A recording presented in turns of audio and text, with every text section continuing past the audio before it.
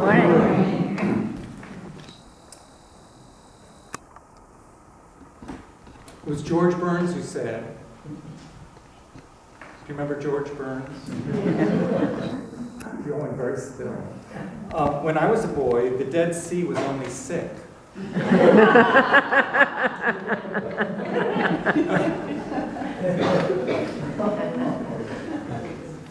Or how about this? Arthur Shannon Alder. Who knows who that is? Well, nostalgia has a way of locking the reality of the past. Nostalgia has a way of locking the reality of the past. Very sweet. And it's about that I wanted to speak actually this morning. There's something about the life of St. Augustine's that even though we have ways of honoring the past, and we've done that by putting together an annual report, and that's a really good thing to have in the archives, good thing to have today so that we can begin to reflect on what this last year has brought and who we are as a people. My experience of St. Augustine's isn't that it's a place caught in nostalgia about the past. We honor what's happened in the past. We did that not too long ago when we honored the 30th anniversary of this, or the 35th anniversary of the building of this sanctuary. And we honored all the energy that came forward in that time and how it was manifest in the making of this building. And at Epiphany, we honor the energy that came forward at the birth of the Christ child and all the wonderful things that began to happen even as people were called from their many walks of life and from many different places and nameless to us gathered in the stable or at the cave where Jesus was born. And so we do have a little nostalgia that comes up at Christmas when we review that story. But what it brings to us most potently is the life that we live and how it is that Jesus is still being born among us. And so whether we go back 2,000 years, or we go back 35 years, or we go back 60 years to the founding of this place, there is something lively that we can connect with as a thread that winds through to this very moment in terms of the life and how it's being generated among us. And it was daunting for me to think, as I reviewed the annual report, how would I reflect back to you all what that has meant over this last year? I mean, how many people would I need to name, and how many would I omit who should be named if you started to talk about all the life that has been generated through this place, that traces back as its source to the Christ who enlivens all of us and who sparks this life among us.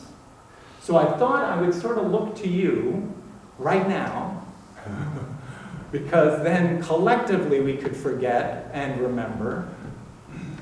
What activities of the past year would you like to name? I'll start with the chaplaincy and all the students and all the activities that took place that we could speak to in speaking to Jan Grinnell and her ministry. Hand up. What next? What else would you? I would speak to the clergy team and all the different people that have been standing here before you and have participated in the life of developing pastoral ministry in this place. Margaret. I would like to remember the Altar Guild team who are always there when needed. Amen. Carol. Roy, all the work he's done in upgrading this place. Yes, and so many different ways that's been manifest through him personally and through the team that's been involved in developing the property outside. The students have been involved in renovating. The parish hall downstairs has been renovated. It's all beautifully lit. We have a labyrinth outside. What else? Nancy Lee. Lay district ministers who visit the people who have been sick and also before people. And exactly, thank you, Nancy Lee. And with them, the Pastoral Care Committee and Claire Sartori and what she's been doing to develop pastoral care ministry in this parish with the leadership of Susan Stiles.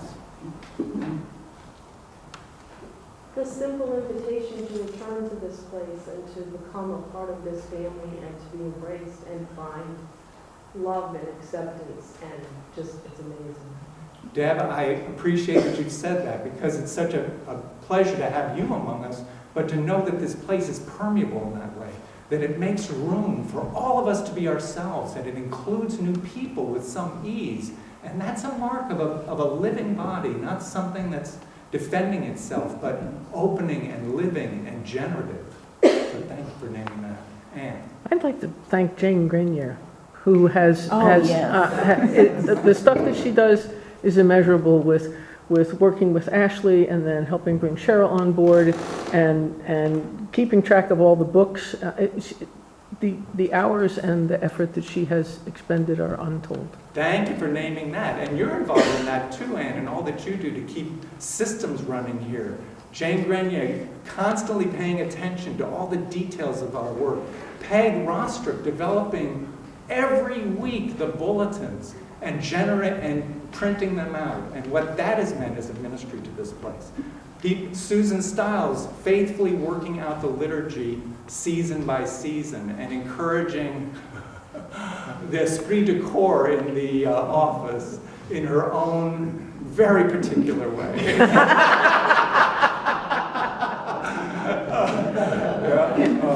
So. I'm thinking of the office staff in general. Exactly. There's so many volunteers that come. Well, we can name some. Well, Cheryl Petrosinelli, who's our new parish administrator, but Amy Tully, who volunteers, Michaela Jacob, who volunteers. What that all means to the life of this place, that there are people who show up and do this work. Others?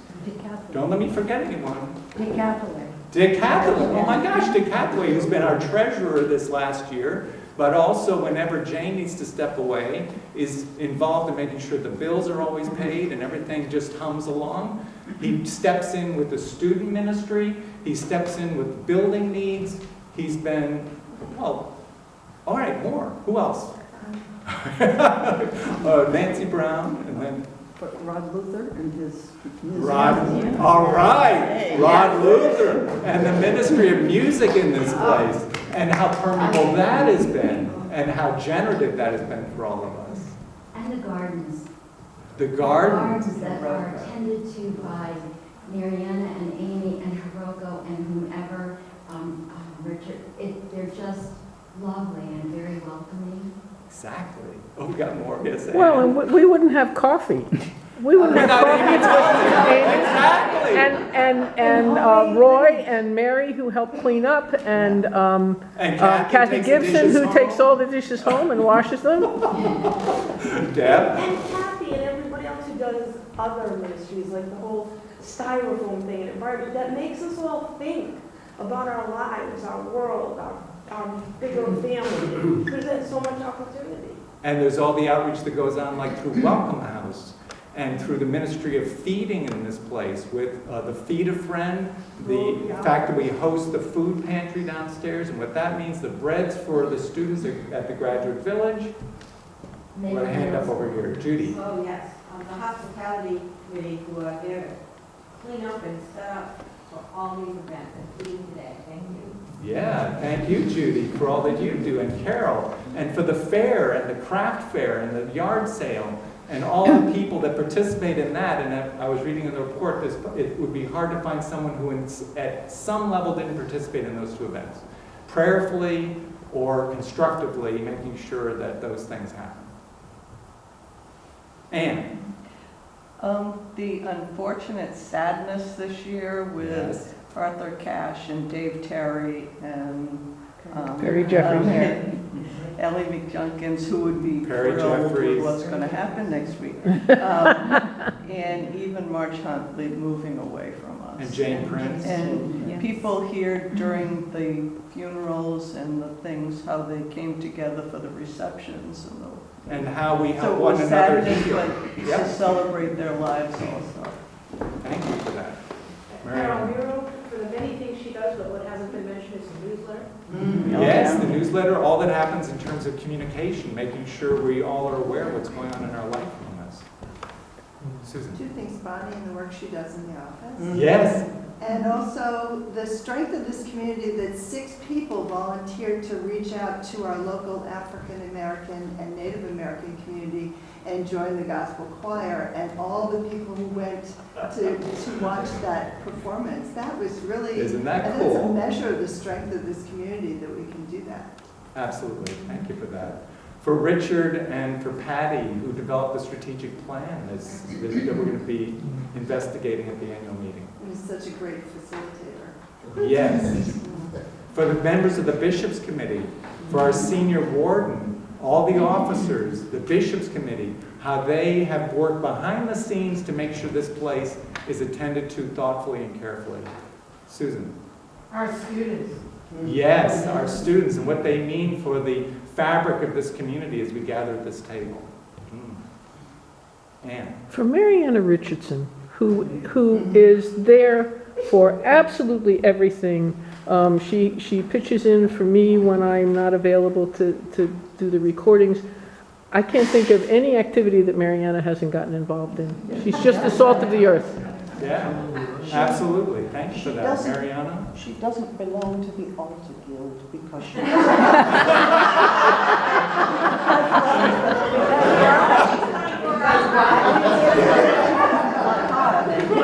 She doesn't like ironing. So, and it's, I think a round of applause to Mariana and for Dick, and who are both retiring from the Bishops' Committee. I think they're the 2 that we're not renewing this year. Is that right? Yes. Right? So.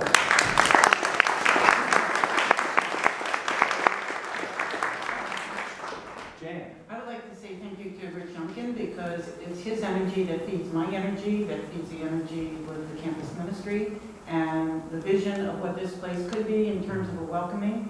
But beyond Rich, then I don't know of anybody sitting here, I was looking around, I don't know of anybody sitting here who has not participated when I have said help. You know, that this is an idea that has come forward and everybody has participated in one way or another. So that it really is a St. A's ministry. Yep. And I'm including the students who are part of the Canterbury Club, and the energy from each and every individual in this room right now, I have experienced and I am grateful for. Sweet. Fantastic. Bonnie. I just have to say, as a new member of St. A's, I was welcomed from the very first day that I was here and have been included in committees and outreach and classes, and I think it's really important to a newcomer to become in community. And that's the way that I have felt, which in other parishes it's taken me a long time to get to this point. So, Sweet. Yeah. Great. That's part of that nice permeable fabric we have here. I just want to name Rob Izzy too. I think he was such Yeah, a that's good sweet. guest Yeah. this year on many levels. Yeah. Good. Dick. I'd like to thank you and Jan and all the other clergy and deacons who mistakenly thought they had retired.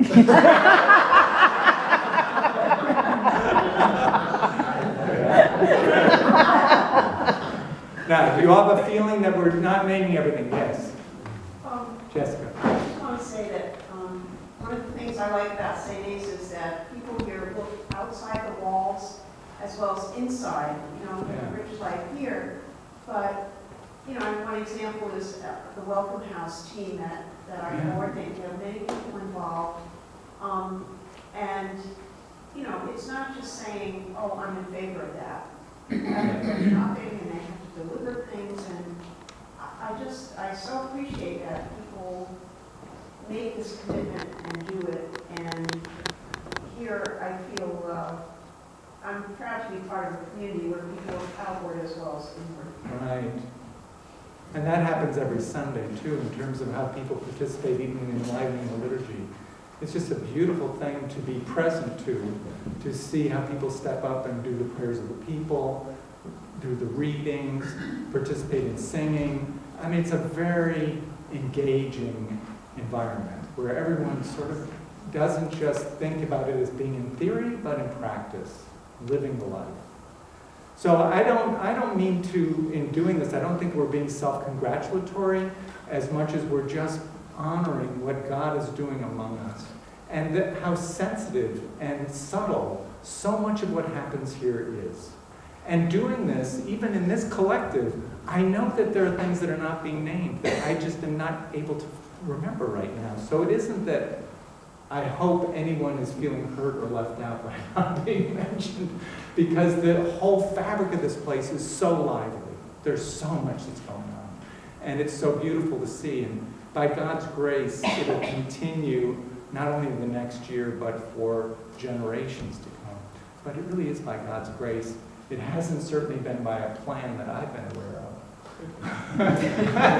And it's very nice to have a strategic plan. But really, the life that we're about here is not according to a plan that we know. It's according to God's plan. It's coming forward. And this life that's in the center of our life is going to keep inspiring the life of St. Augustine's for the service of the communities that we serve.